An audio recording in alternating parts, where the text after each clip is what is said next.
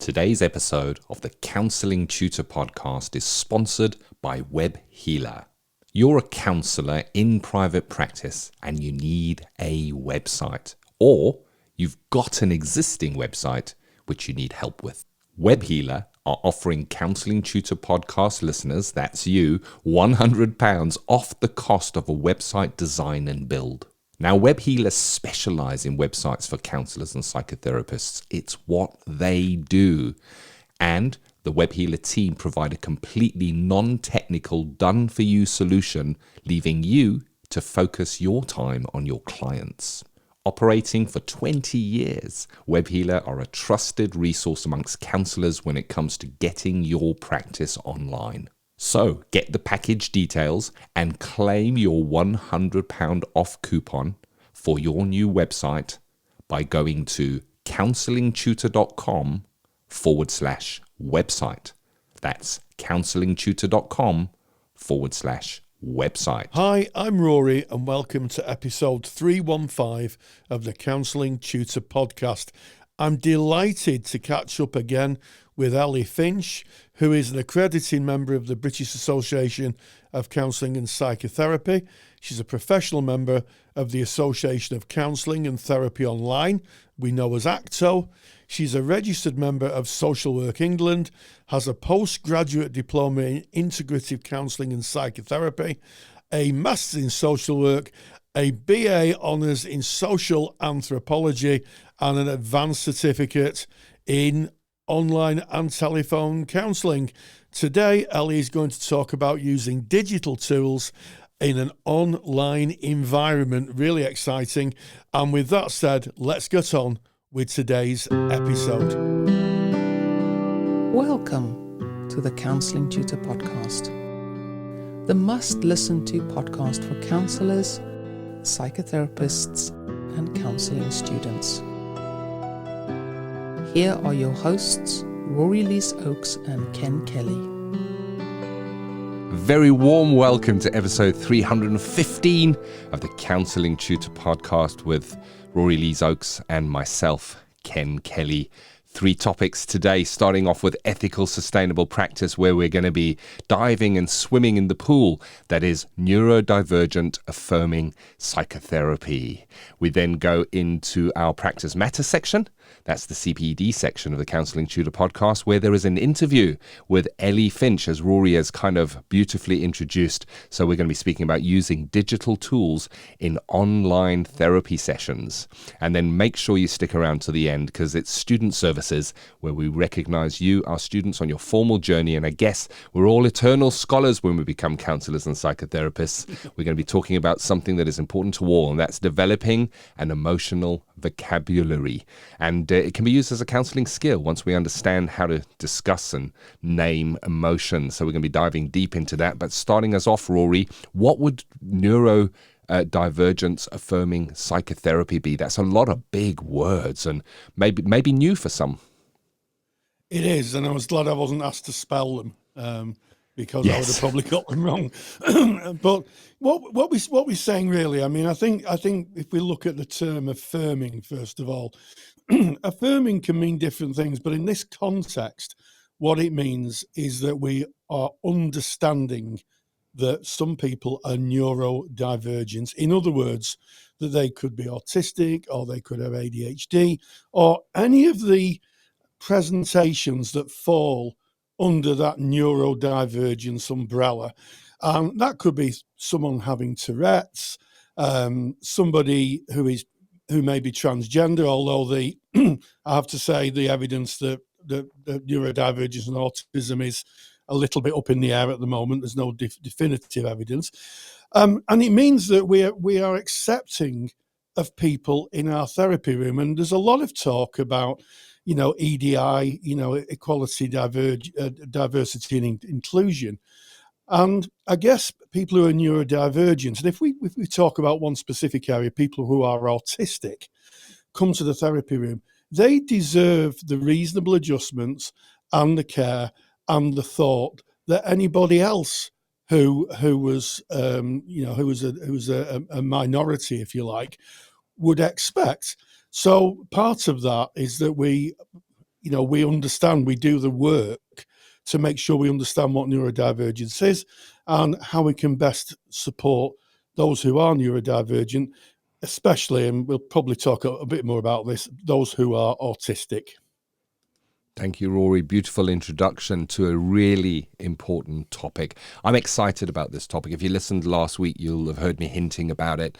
Rory and myself, for well over a year now, have been really deep diving into the topic of specifically autism, as you said, Rory, autism and counselling, how that comes together, what that looks like, what we can do as practitioners.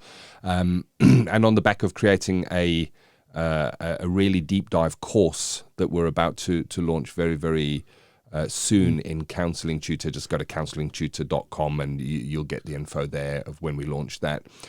We've decided to focus on this really important topic. We know there's a hunger in counselling and psychotherapy within our niche, within our sector, for information on this topic, both from an agency perspective, but also from individual practitioner perspective.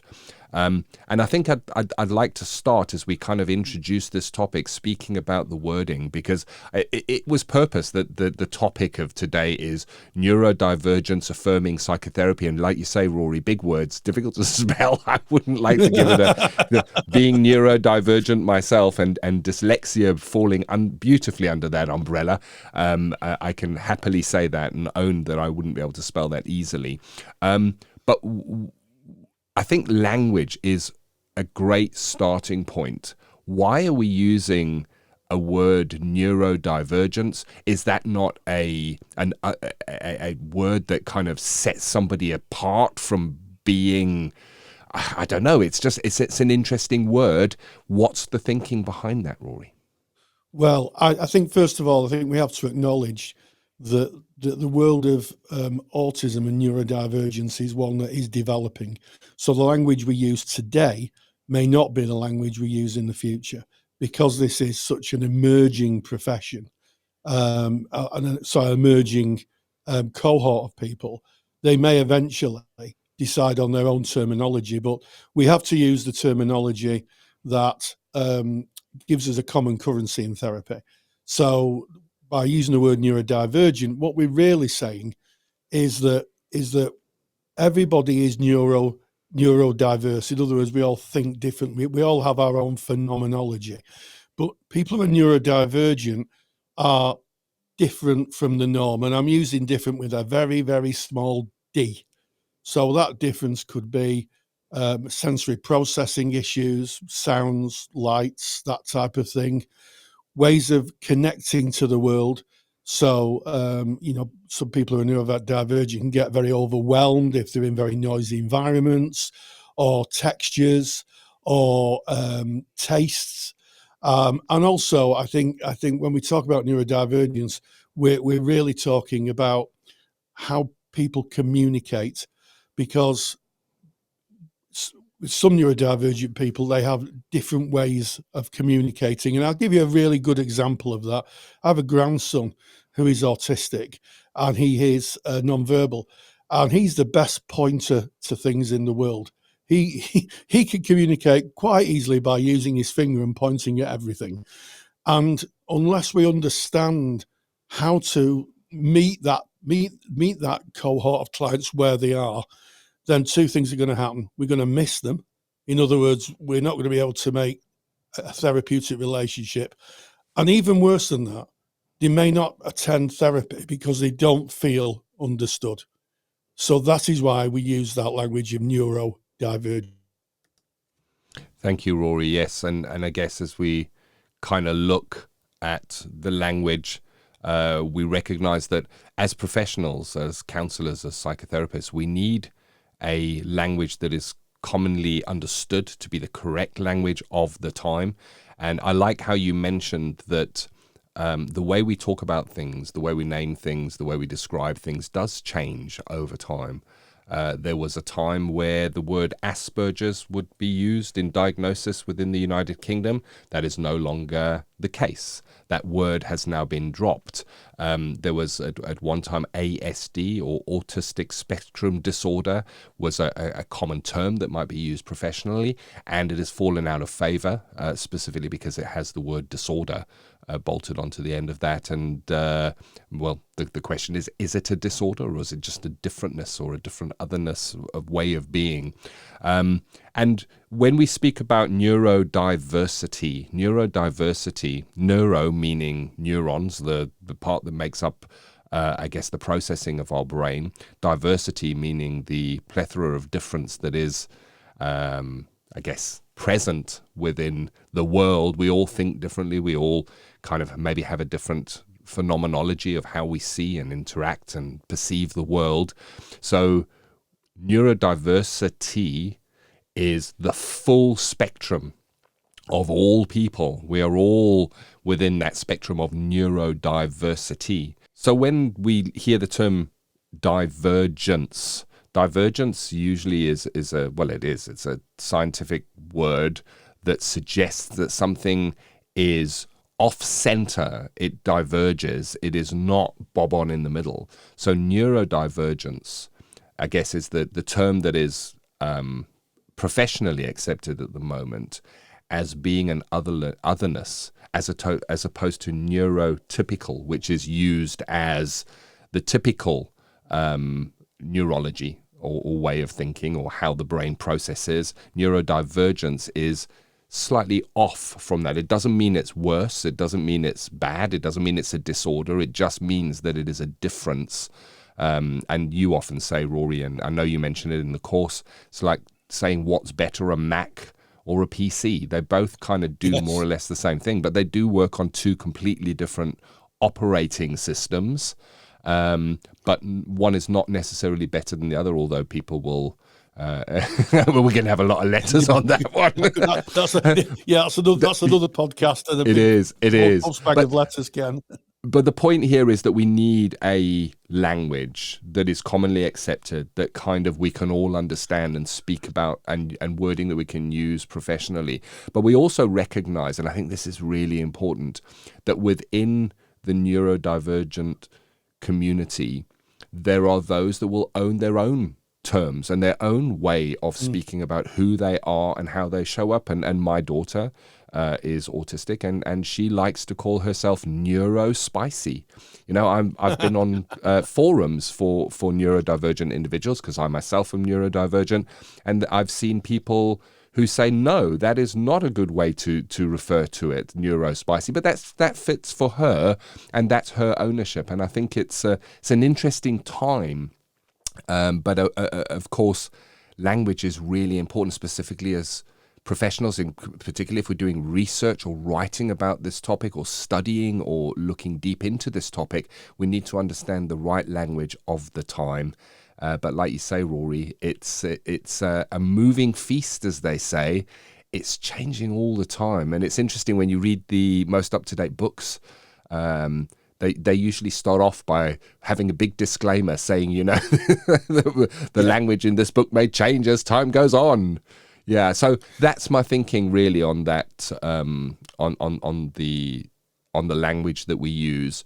And I guess, Rory, why is it an important time now to be looking into neurodivergence as a counselor, as a psychotherapist? Yes, I hear that you say that it's an otherness that we cannot ignore, but it seems all of a sudden, I'm going to be honest with you, it seems like it's now the volume has certainly gone up on autism, ADHD, and neurodivergence in general. Yes, and I think there's probably a couple of reasons for that.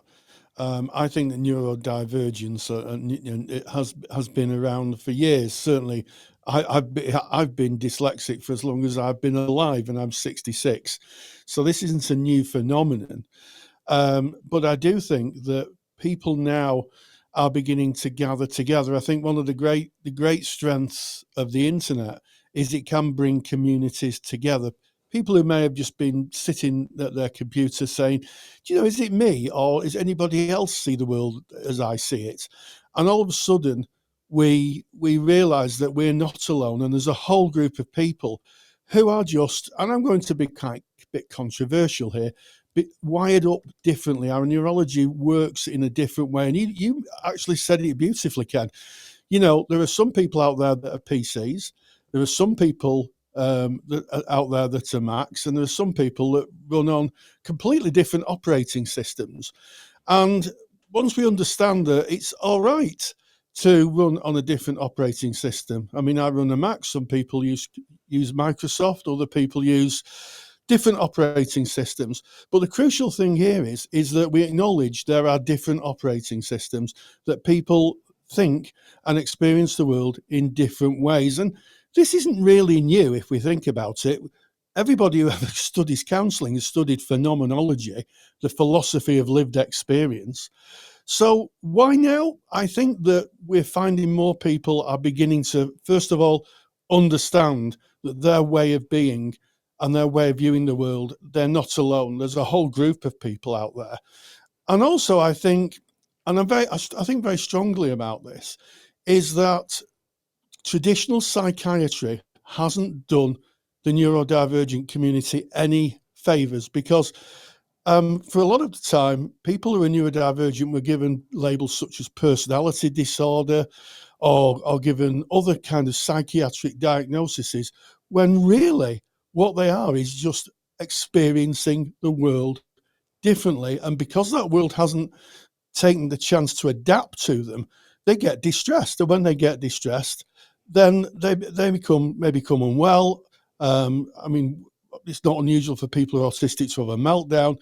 And that is because maybe the world they're in isn't adapted to them. And a good example of that is if I take my grandson to the supermarket, it's very, very noisy. He gets very distressed. He puts his fingers in his ears and he can't get out there quick enough. And supermarkets now have quiet shopping days. So you can go in, it's nice and quiet. They turn the music off. They ask people to be respectful and quiet. So people who have that kind of phenomenological view of the world can shop in relative safety and peace. It doesn't make difference to anybody else. I don't like supermarket music anyway. And they can get on with their lives. So it's about being respectful, and it's about understanding that people run, as we say, to use the analogy of computers, on a different operating system, and that we have to adapt to their operating system to be able to help them. Yes. I'm looking forward to getting into that part of this topic of why it's important to us and why we should be looking at it. And, you know, with that why now question, I think you answered that beautifully. And what we're seeing, you know, the internet definitely has given so many more people a voice. It has also given so many more people access to information that may have been hidden before. And also there's been a lot of research. There's been a lot of looking at neurodivergence and a lot of new understanding and a new understanding of the past and the misdiagnosis, as you've spoken about, Rory. It has come to its time, I guess, where individuals are self-diagnosing as neurodivergent from kind of looking at their lives and what they're feeling and looking at how that matches up. And I think that one of the important things is that neurodivergence is now being shown as it actually is. So what I mean by that is when I was a lot younger, I remember the only reference to autism that I ever had was in a television program, and there was a severely autistic child who was nonverbal, who was rocking, who was showing a great challenge in kind of interacting with the world. And I remember looking at that, and that was the label, that was the picture I attributed to autism. It was nonverbal, rocking, inability to interact with the world. And of course, I am now diagnosed neurodivergent, autistic, and that was in my mid-50s. And of course, it was a big surprise to me because I didn't see any of that in myself. I had a miscomprehension of what neurodivergence was. And I think as professionals, we need to understand it. I'm in a lot of late diagnosis groups for neurodivergence.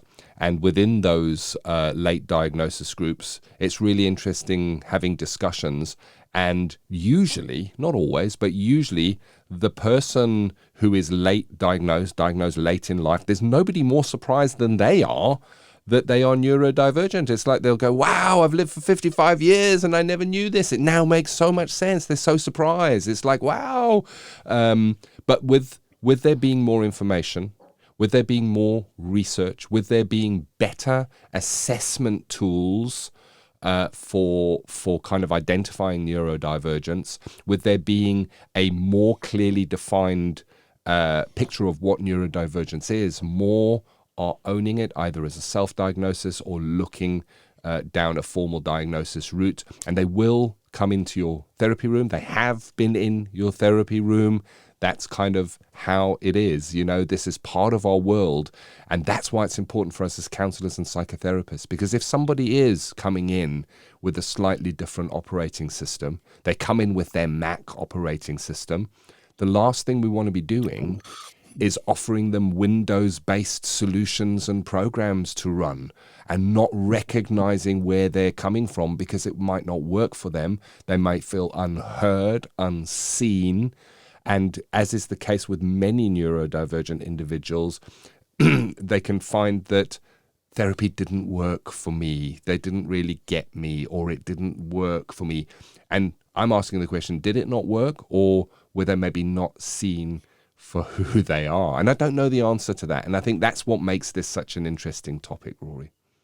Yeah, absolutely. And I think I can speak to that. If we kind of go to the overstretched analogy of the computer systems that we've been using, it takes time to adapt to a new operating system. So I converted from using Windows to a Mac about 5 or 6 years ago. And it was a huge learning curve. And I had to do a lot of CPD around it to be able to be effective using a Mac. So, if you're working with a neurodivergent client and you haven't got that training or that understanding, then you're going to be in the same position as I was, trying to work out why the icons were on the right-hand side and not the left-hand side, and where everything was and how it worked, and the fact that I couldn't find anything. Once I'd done that CPD, and once I'd done that training, and once I'd accepted that Macs and PCs were totally different, kind of environments, I can work between the two quite easily now. If I can use a PC, I can use a Mac, no problem at all. And I think, using that analogy, it speaks to what therapists really need to be thinking about. And as you say, Ken, some people don't know they're neurodivergent. Some people will come to the therapy room and it'll be unknown to both you and your client. But if you understand maybe that when the client's after a session, client might be a Mac, not a PC, then you can start adapting your practice to that. You don't have to say, "Oh, I think you're a Mac." I think you're autistic, but you can develop your practice. And I'll give you one example of that. It might be someone comes and they say, "I really don't like bright lights. I really struggle with bright lights." You could just adapt your practice and shut the curtains or shut the blinds. And you may want to put that in your contract. If you have difficulty with light, then, we could operate in an environment where we can close the curtains, or you might want a specific time to come in for therapy. We can work with that. So it's about being flexible, and it's about understanding that people are different. But as I say, to use the overused analogy of the Mac, you really need how to understand how the operating system works, or at least a working idea of how to use it. Because if you can't, you'll just stumble. And I think that's what happens with therapists. They just stumble. They're not deliberately trying to disadvantage the clients. They just don't know, and they just make mistakes. That's okay. And that's okay not to know. It really is. I mean, it's that's why we do CPD.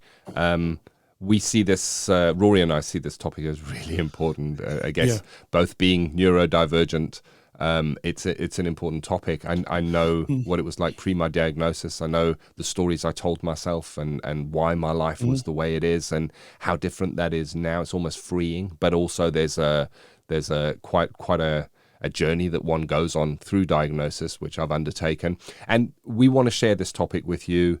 We're going to be bringing it for the next few weeks and deep diving into things like Rory has just touched on, making reasonable adjustments, knowing what kind of signs or presentations we might see that may indicate that a person might be neurodivergent. Of course, we're not there to diagnose. That's not what this is about. A client may even come in and say, you know what, I've just been diagnosed and I'm now trying to adapt my life. It may be a client coming in and saying, you know what, I think I might be, and I wonder what you think of that. And you can work through emotions with them as they maybe go through a formal diagnosis. So it might be a family member, somebody coming in and a family member is neurodivergent, and speaking about that and giving us opportunity for areas to serve and help.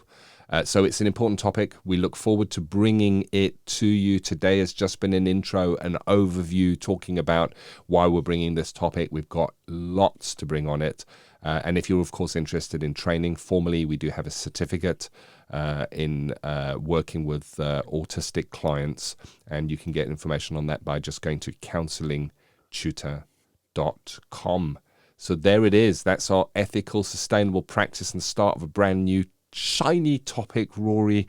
We now move on to Practice Matters, where you met up with Ellie Finch. Ellie's been a real good long-term friend of Counselling Tutor, and this topic, it is so of the now. Using digital tools in an online therapy session. So many of us now working blended.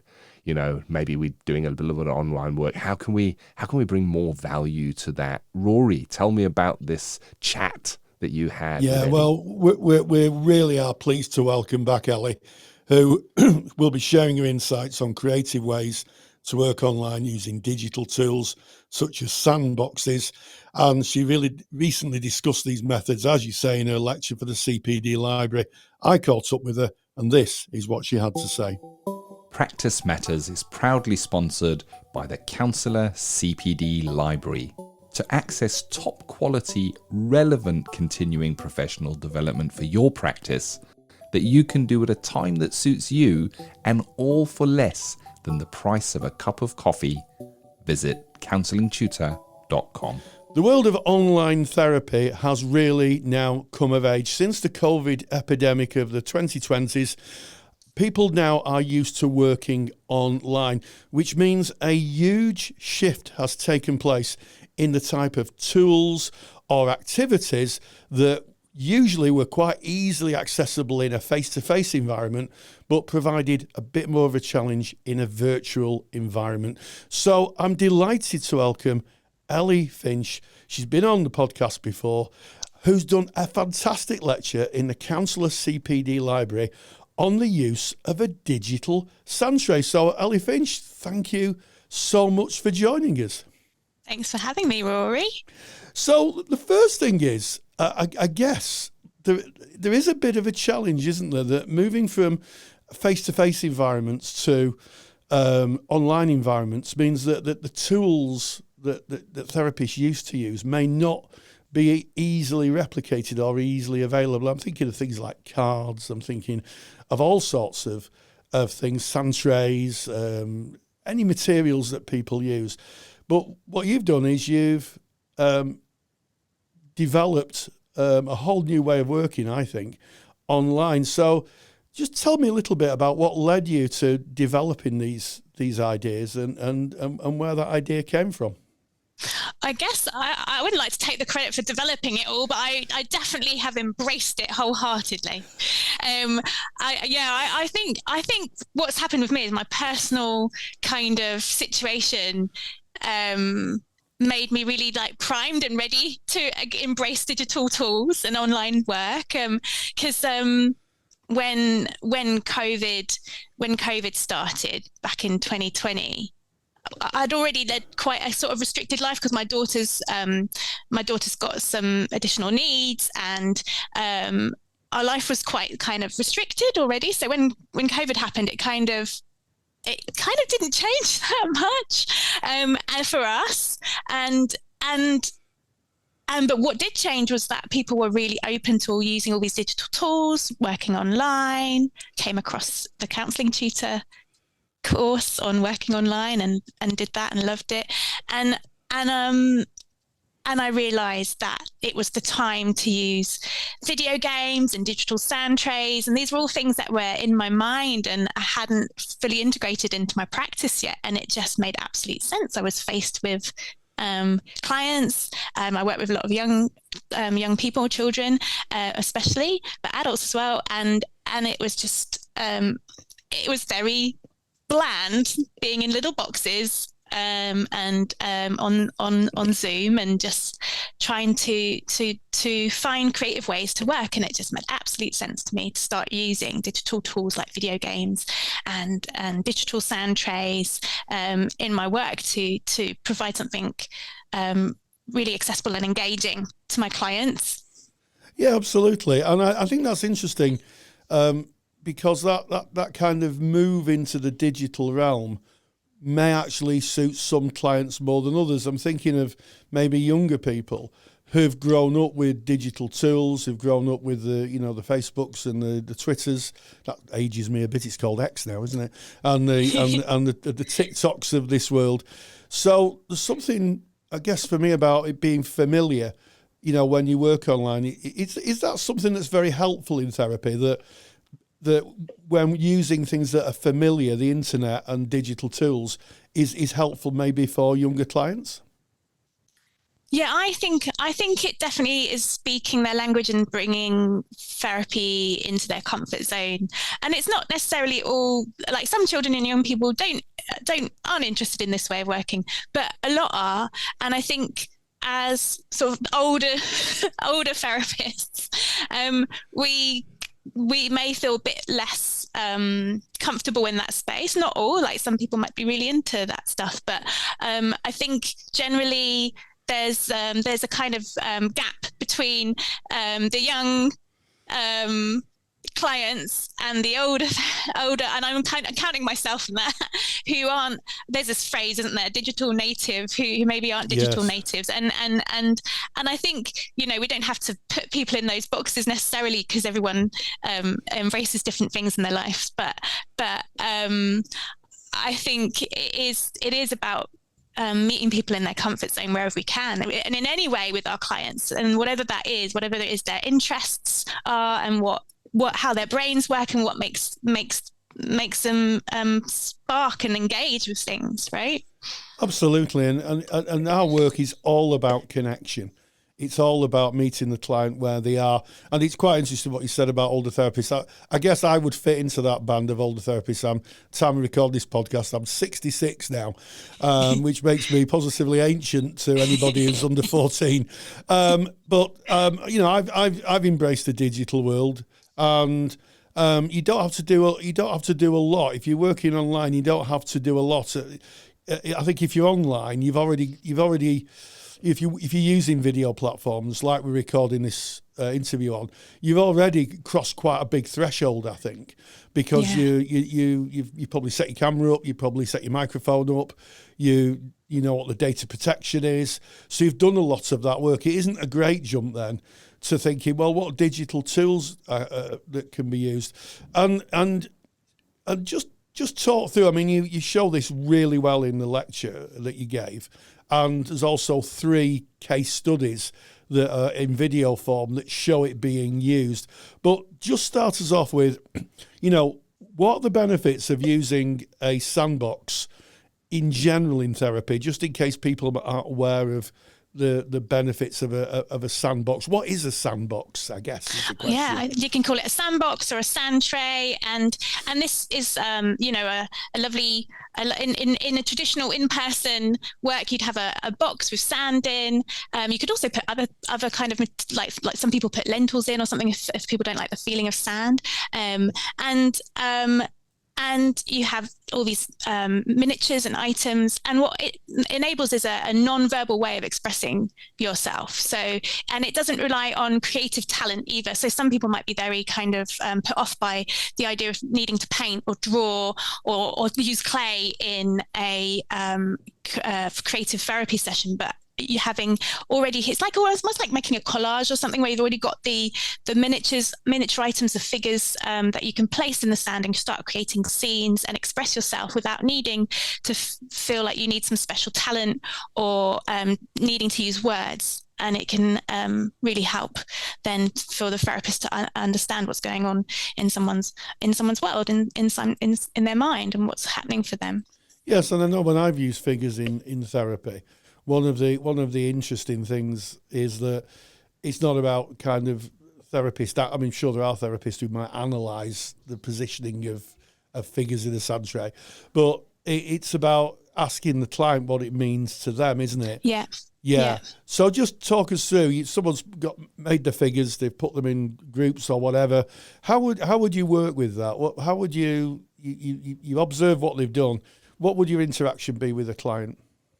So I demonstrate in those role plays a bit, I think. So I would be asking them, I might ask them to, so we don't have to sort of say, oh, who does that represent or what does that represent? You can start just saying, what's this? They might have put a horse in there, and you go, what's this horse thinking or doing, and what are they about to do? Or you can start sort of really engaging with the scene in its own right and exploring that with them, so that it kind of isn't so. It kind of almost adds that kind of. I don't know what quite the word is. So like maybe a protective element where you're not talking so clearly about some actual situation in their life, but it can be used as metaphor. It can be used as a way of exploring something without it being so directly spoken about as well, I would say. Yes, and I guess also sometimes it's useful for people who don't really want to talk too much. They can just confirm and say, it's helpful. I think not every client. We talk about talking therapy, but not every client wants to speak, do they? No. And I think this is it. This is why I love using digital sand trays and video games, because it doesn't rely on that. Things. You have experiences together. In video games, you have clients can express themselves just by selecting items and placing them in the sand tray, and that could be all they do. Yeah. Yeah. And it can be therapeutic just to do that, to make your own sand tray as a therapist is a really lovely thing to do, because you can take a moment for yourself and you can go, what is it that's going on for me? And what does it look like if I choose things without thinking too much about it and putting them in a sand tray? Yeah. So maybe that's one for supervision, when you're choosing your sand tray or choosing your digital sand tray, it's supervision. Are there any kind of practical considerations in terms of choosing online tools, such as data protection? How it captures data. Can you talk us through what decisions you might have to make when looking? I know you've demonstrated a particular tool in the lecture, but what considerations do you need to think about regarding client and data protection? Yeah, absolutely. There really is things to consider, and I think it some people might sort of like rush off and start using digital tools without thinking these things, and so it's important to raise awareness of them. And it's also, some people might be kind of almost held back because they're worried about doing things wrong, and I think that's also something that I want to encourage people to kind of know that they just need to take these things into consideration, and they can use digital tools. So data protection, like you said, is really important. Complying with the data protection regulations for where you're based. So in the UK it's GDPR, and in the US it's HIPAA compliance, and making sure that you are thinking about things like if about where if any data is stored by the application you're using. And I do go into that really quite meticulously in the lecture. I've got a lovely document that I've created, it's lovely, I love it, and it's got all the things about privacy policies for each app, and if they're storing any data, where it might be stored. So you need to think about that if you're based in the UK. If there's data stored in the US, you need to think about that carefully and let your clients know. So what's really important is getting your clients informed consent if you're going to use these tools. So giving them the information they need, and the information about any limitations around data protection or the location of where any data is stored by the app, and making sure that they are aware of that before they give their consent to use it, and also thinking about security elements as well. So I use video games a lot, so it's really quite important to me that I make sure that people don't use the in-game chat and things like that, because you can use your usual video platform instead. Yes.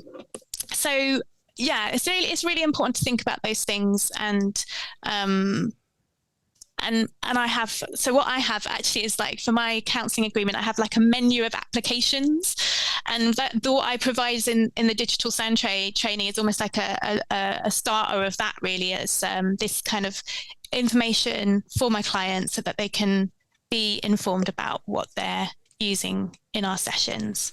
Yes, we love a good document. Yeah. Here at Counselling Towers, certainly one that clients can understand, and I think the key here is informed consent. The worry with AI is that it scrapes people's information, and once it's on the servers, you can't get it off.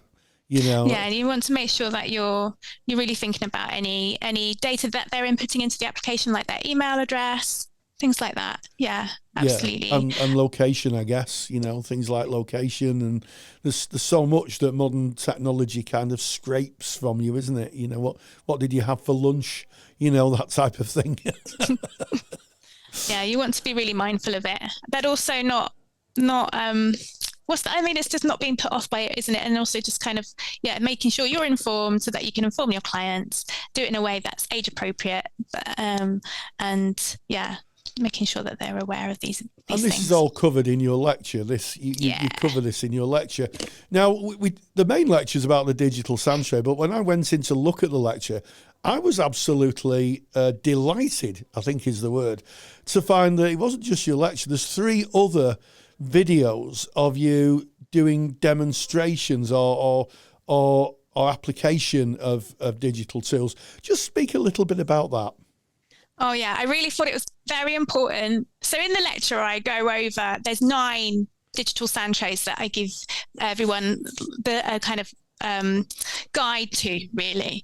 But what I wanted to do is make sure that people had a sense of, and I really spell it out. It's not the way to use a digital sound tray. It's a way, right? It's just the way I use it and the way I used it with that particular person in that session that you see. So, but it's just a sort of starting point for people to go, oh, this might be possible for me. This might be possible for my clients. And so my colleague Rika and I did a role play in Rethinkly, which used to be called ProReal, which is an avatar-based software which can be used like a digital sound tray. And we did it in Simply Sound Play as well, which is a lovely digital sound tray that's very accessible for therapists and clients, I feel, to use. So we did role plays in that, and it was really nice because in the actual lecture, we just got little snippets, but I was able to make 2 longer versions of it. And at the end, Rika actually, as herself, reflects back on what it was like to use a digital sound tray, which is really interesting to hear. And I also did 2 role plays with some young actors, a mother and daughter pair as a family, and a young teenage boy using a digital sound tray in Minecraft, which I've created with my colleague Dan Noble. So I did some role plays with those actors so that we could demonstrate the sound tray therapy world in Minecraft as well. I mean, I have to say, it's one of the most comprehensive lectures. It's almost well, it is some of it is actually, I would say, in the training sphere, and people can watch that, and it really is. I was mesmerised by it because it's not an area that I use digital sound trays and that type of thing, but I was absolutely mesmerised by it. And I guess one of the things I took away from it was it might sound daunting initially, But actually, once you understand the mechanisms of it, which is very, very straightforward. And as I said, if you're working online, you're already halfway there, because you could use a computer, you could use the audio, you could connect to the internet. You're really more than halfway there. Just taking that extra step can add so much value, I think, to the client's experience. Yeah, and I think that's it. And what I did purposely was start with the 2D, really simple sand trays. There's one called the Online Sand Tray by Dr. Karen Freed. And that's just online, it's free, and it's a link that you can send to your client. They can use it at their end, and the data, as far as I'm aware, gets just stored on their on their computer locally, and it's very simple to use. It's just drop and move, and you can just get started with that, obviously still with informed consent. But and I also made this, which I'm really excited about, this button activity where I think I explain it in the sand tray, but that's what you were talking about earlier, where how do you translate these traditional tools that we use to online work? And I remember literally having my button tray or physical buttons up at the camera, and I'm showing Rory how I did it with my hands now. I go, which one is it? Which one? The blue one? I don't know. So I made this button activity so people can use this activity digitally, and just, it's a PowerPoint. It's free. I've got it on my website. When people subscribe to my mailing list, it's like a free gift, and it's just this lovely thing that's very easy to use. It's a PowerPoint that you can share with your clients, and they can move the buttons around, select one that represents them or their family members, and start using that.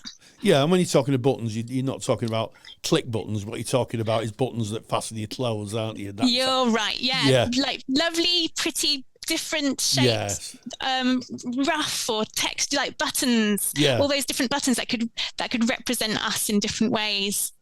I have to say, I was completely blown away by the lecture. I mean, all our lectures produced incredible helpful materials, but this one, I think, more than ever, because just because of the sheer scale of how much you've put in, and the demonstrations is absolutely marvellous.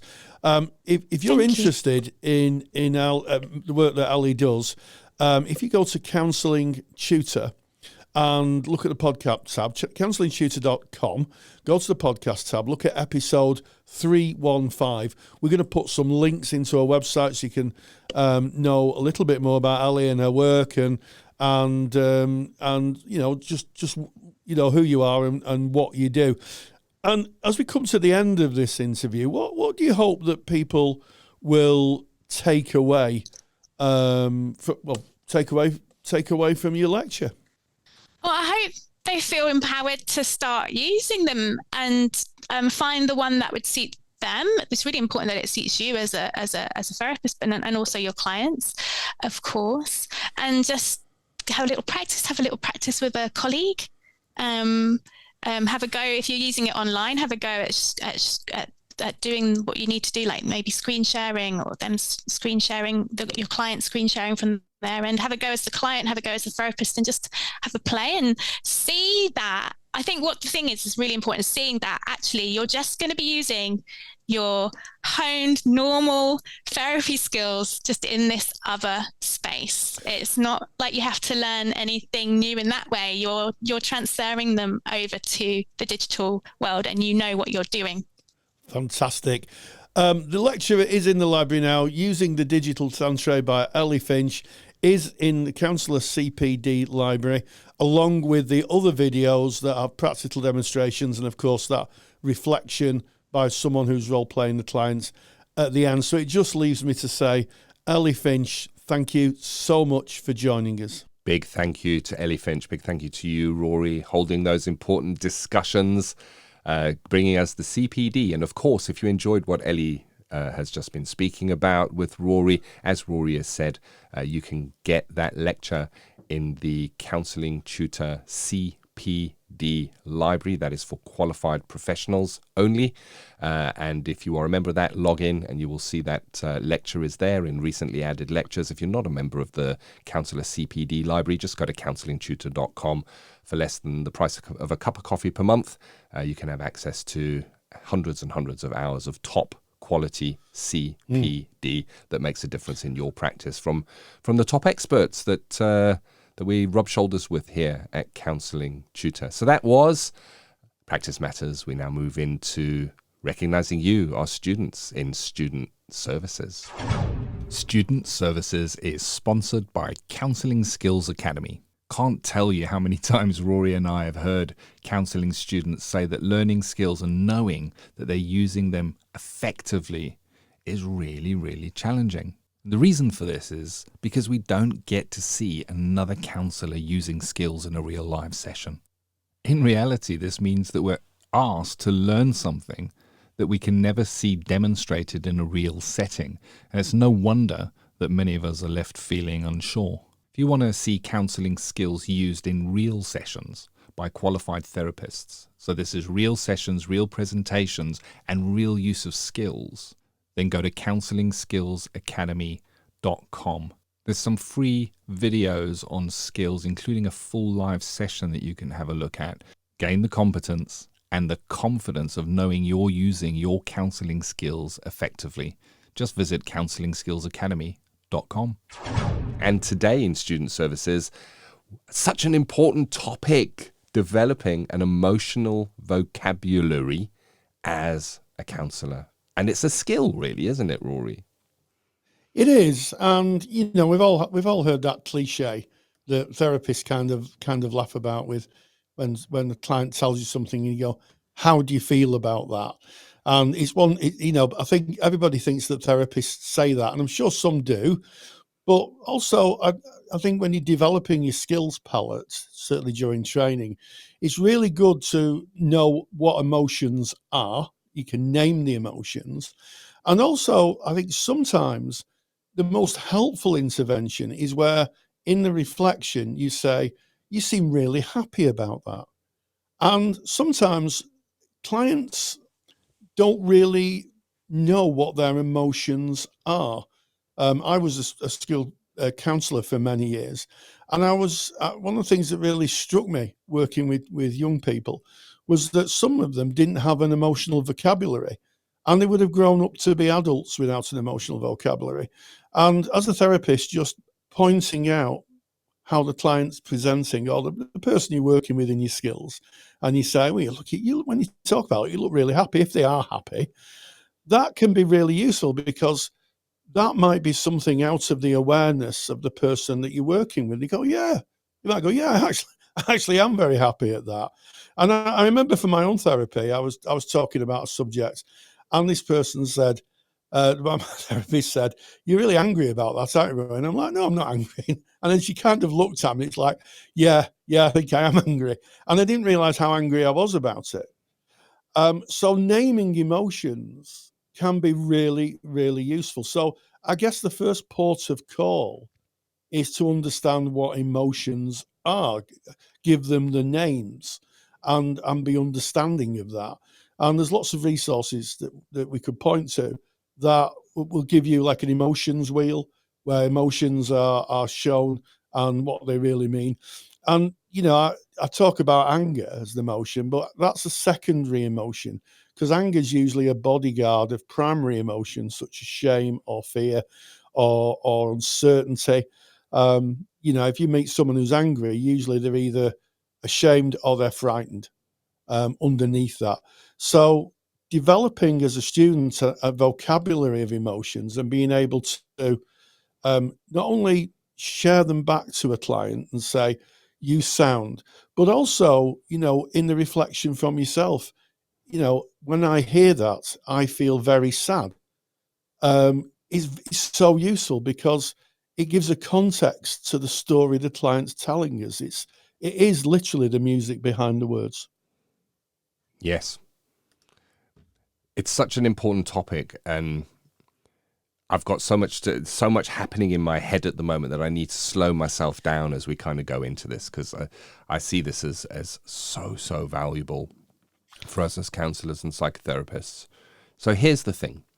We're not taught, at least in the Western world, during our schooling, or at least I wasn't, and maybe it's changed considerably since I was schooled, but we're not taught about our emotions, how to regulate our emotions, what our emotions are. And we end up going into the world with very basic words. I'm happy today, I'm sad today, I'm angry today. We can name those very, very basic emotions. But of course, emotions are nuanced. They are nuanced, you know. So what understanding emotional vocabulary is for us as counselors and psychotherapists is to be able to go beyond the word happy, sad, and angry, to bring in variants of that. Because angry, are they angry? Are they absolutely livid? Are they wanting to explode? There's variations of that. Are they frustrated? You know, there's different variations that sit under the same kind of word or same kind of emotion. There's almost like a little volume control that works with that. You know, are you happy or are you jubilant today? Are you, you know, Ecstatic. Ecstatic. You know, there's different words.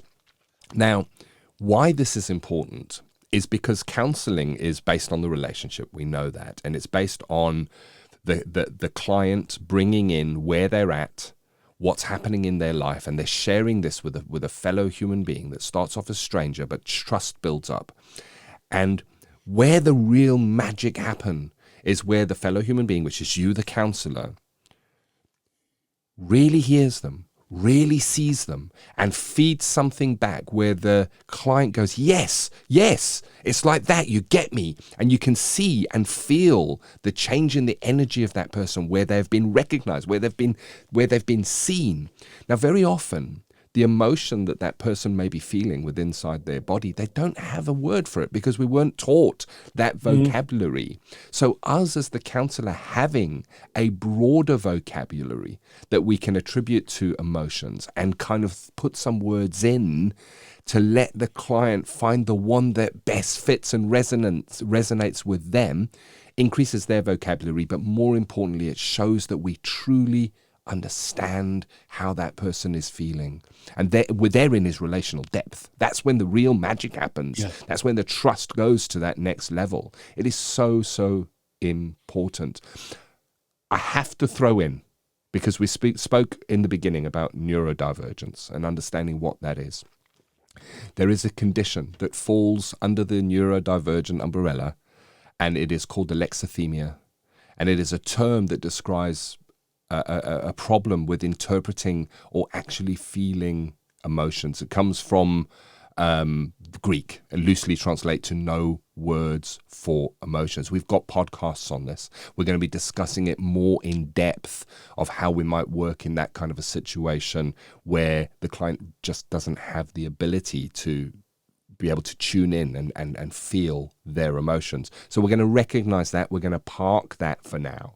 We're going to go back to those that can feel and do see their emotions. But I think it's important in recognition of our new topic of neurodivergence to kind of put that out there. So I'm going to go through some common emotions. I'm just going to throw some words in here. We're going to give you links for these, and we're also going to give you a free download of a feelings wheel, which is really helpful. Feelings wheels kind of have a lot of different feelings on a wheel linked to the base emotion. So if we're talking about anger, it might be hostile. You know, you might feed back and say, wow, you were feeling really hostile in that kind of a situation. Agitated, jealous, contemptuous. That's a big word. I wouldn't know what that meant, but there it is. It's under anger. Sadness, shame, disheartened, hopeless, agonized. You know, different words for the same kind of thing. If somebody is fear, they may anxious, mortified, overwhelmed, hysterical, love,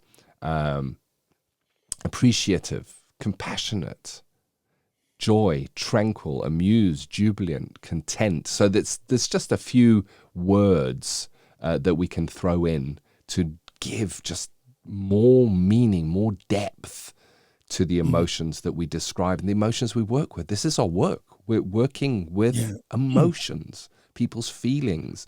Knowing words to attribute to that is just an asset to you as a counsellor.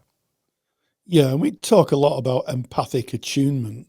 And, if you think about tuning a radio in, we've all done this probably, use a radio dial to tune in a radio station. You tune it in and it's slightly off frequency and it's a bit grating. You can still hear it, but it's a bit grating. And then you twist that little wheel a little bit more and all of a sudden it becomes crystal clear, high fidelity, sharp. And it's like, yes, there's the joy. That's it. And that's what it's like to be heard by a therapist, as opposed to maybe a friend who talks in very vague terms. He's slightly off that frequency. But when you go see a therapist, the therapist tunes into you, gets really crystal clear on the frequency of what your emotions are. And it's the same feeling. It's like, yes, I feel heard. I feel that someone's tuned into me. And I think that's so important. And, we forget that many people who come to therapy, people may not even switch the radio on. People may not be listening at all. They may not even be touching the tuning in dial. So it's really important that when clients meet us, we meet them where they're at, and we may not be able to get exactly there, but we can get so close to their frame of reference that they feel understood. It's almost as if the person who's speaking to them can read their mind. And how many times as therapists have we worked with a client and really accurate reflection of an emotion, and they've said, it's like reading my mind, it's like magic. This, and it's not magic, it's the developing that attunement through the use of emotional language, and that's the skill right there. That's the advanced counselling skill, to be able to pick exactly the frequency the client's on, tune into it so it's crystal clear reception. So there's the outcome for you, that crystal clear reflection. And the big question is how? So I've got the feelings wheel in front of me here, and we'll share this in the show notes. So make sure you just go to counsellingtutor.com, click on the podcast tab, go to episode 315. You're going to be able to download your feelings wheel, have that to reference. But it's not about looking at all the words on the feelings wheel and going, right, I've got to remember them. Here we go. I'm going to remember this one and this one and this one. I'm telling you now, there's hundreds and hundreds of words on the feeling wheel. There really are. And you'll see kind of as it spreads out. So if we take angry, then one out from angry might be bitter. It might be mad. Another one out might be depressed, betrayed, provoked, so there's different levels of it. Also, if somebody comes in saying, I'm really feeling provoked by my partner or my colleague, we might be able to link in and say, wow, feels like anger behind that, because we know that word sits in that emotional slice on the wheel. And that's the one side of it, is kind of learning those words. But there's more to it than that. As is so often the case in counselling and psychotherapy, it's not just about learning the theory. There's a practice element and a self-development element. And this is the important part here. So if you're journaling, and if you're a student, and this is, of course, in our student services section, during your journey as a student, you'll probably be asked to journal on a daily basis of where you're at. And that is where you get to start looking at your emotions and putting words to your emotions, and really take some time when you're journaling, go, well, I had that situation today, that was really frustrating for me. And then go, well, okay, what was frustrating? Where did I feel that? Was it in my chest? Was it in my tummy? Was it kind of midway? Was it just in my head? What was happening for me?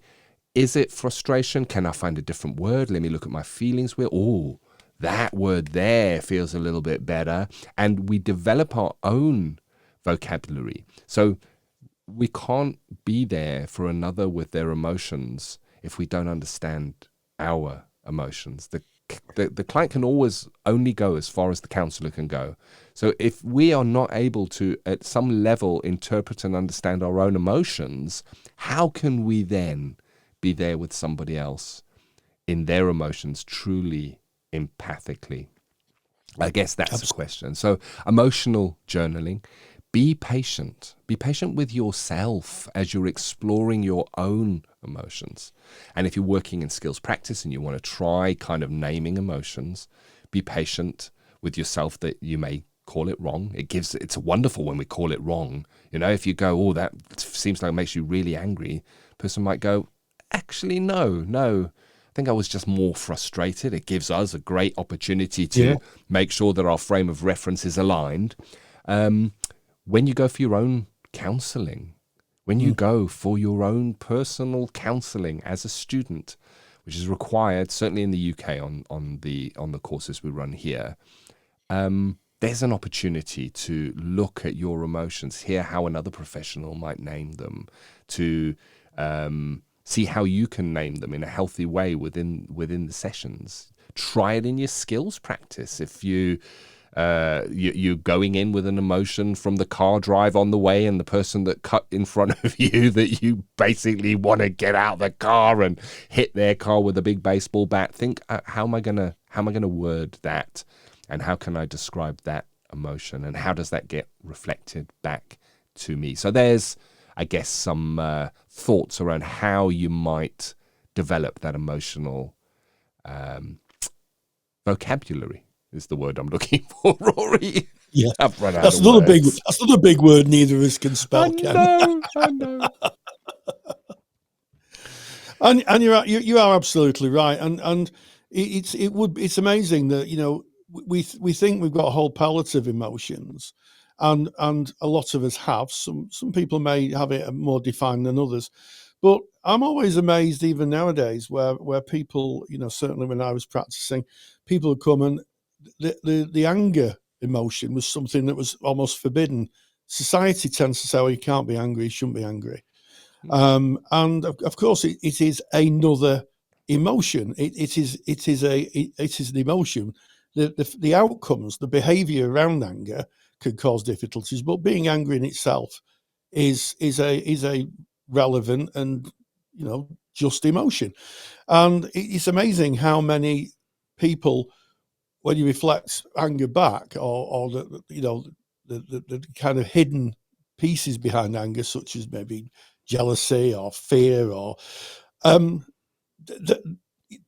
they sometimes takes a bit for them to be able to own that, because society doesn't like to have angry people. Yeah, anger is an emotion. So I think there is some area in therapy of teaching people their emotions, and also making sure all emotions are available. I had a colleague many years ago who used to say, "You can be as angry as you want in the therapy room as long as you don't trash me or the room." That was in her contract, and how helpful for someone who is scared of showing that emotion. So very important that we understand the panoply of emotions and our own. We can't be there for others unless we have a good understanding of how to turn that tuning wheel on the emotional frequency scale for ourselves. We can't do it for ourselves. We can't do it for others. I really love how you've kind of brought in what is so important here, and it's the acceptance of the emotion. You know, maybe if you think about introjected values, or the lens, the lens that the client may be looking at the world through, they may have been shown at a younger age that certain emotions are just not shown. You do not show that. That is not appropriate in the world. You know, anger, we'll take that as an example. And the truth is, we all experience anger. We all experience these emotions. It is the human condition. And it's interesting to me that almost in society, there are certain emotions are welcomed. If you're happy, proud, accepted, respected, valued, creative, loving. I'm reading these from the feeling wheels. All of those. Oh yeah, that's me. I'm all of those things, because those are the good emotions. Fearful, anxious, weak, rejected, threatened. How do those words feel? Are you as comfortable with those as you are with the happy emotions? is your client. Has your client been told to swallow those down or been taught by the world? We don't talk about that. We don't show anger. If you think about anger, like you say, Rory, it's a base emotion we all share.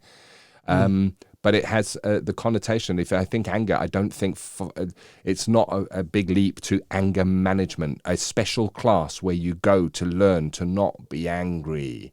Which, of course, that's not what anger management's about. No. If anybody's ever been on it.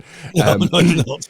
But we may have clients that are coming in that the emotion is not acceptable to themselves.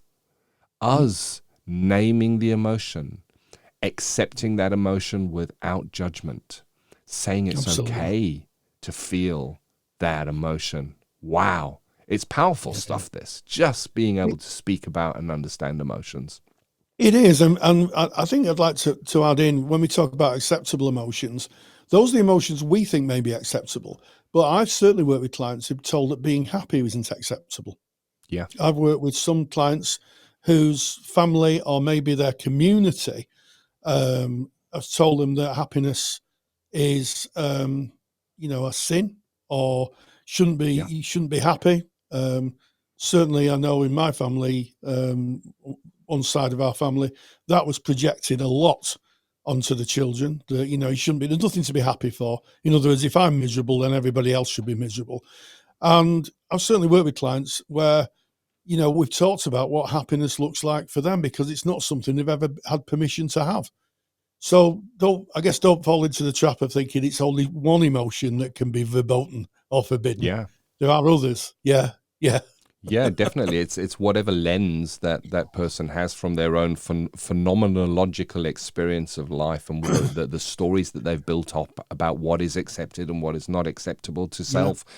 Yeah. And I guess that brings us full circle on our emotions wheel here to where you can get this download. Go to counsellingtutor.com, click on the podcast episode, or the podcast tab, find episode 315 right there. You'll be able to download your feelings wheel. We'll also link to a lovely article that Rory used to reference this chat that we've had here called 5 Helpful Ways to Grow Your Emotional Vocabulary. It's really nice. I think you'll enjoy that. And that kind of brings us to the end of student services, and sadly, I'm almost at a loss here, Rory, to the end of episode 315 of the Counselling Tutor Podcast. The National Counselling and Psychotherapy Society, or NCPS, proudly sponsor this podcast, supporting students every step of the way. Join the NCPS for resources, training, and a friendly, knowledgeable community to enhance your learning experience. Visit ncps.com. So we started off with ethical sustainable practice, and we looked at neurodivergence, the growing edge of people who see the world differently, and how we need as therapists to adapt to those operating systems, to adapt to the fact that people may think or view the world in a completely different way to the way we view the world. On to Practice Matters, we caught up again with our good friend Ellie Finch, who talked about using digital tools in an online therapy session. And of course, she was talking about a fantastic lecture that she's produced for the CPD Library for Qualified Therapists. And then finally, in student services, a walk down the emotional lane of life, where Ken and myself talked about how to develop an emotional vocabulary as a counselling skill. And don't forget that free download. And just a little favour from Rory. If you cut off, or Rory, if you like this episode, why don't you share it with your peers or people who may find this helpful? And if you could leave us a bit of a review on your podcast platform, be it iTunes or Podchase or whichever podcast platform you use, that'd be lovely. It makes it all worthwhile. But me and Ken can have a look at them and think that at least someone out there is appreciative of the work that we put in. And as always, stay grounded and stay safe. Take the stress out of your counselling studies and get the support of Rory and I by joining us in the Counselling Study Resource. Counselling Study Resource, or CSR for short, is the world's most comprehensive assignment guidance and study support resource for students just like you of counselling and psychotherapy. See how Counselling Study Resource can help you. Visit counsellingtutor.com. That's counsellingtutor.com. Thank you for listening to the Counselling Tutor Podcast. Find the show notes for this episode by visiting counsellingtutor.com.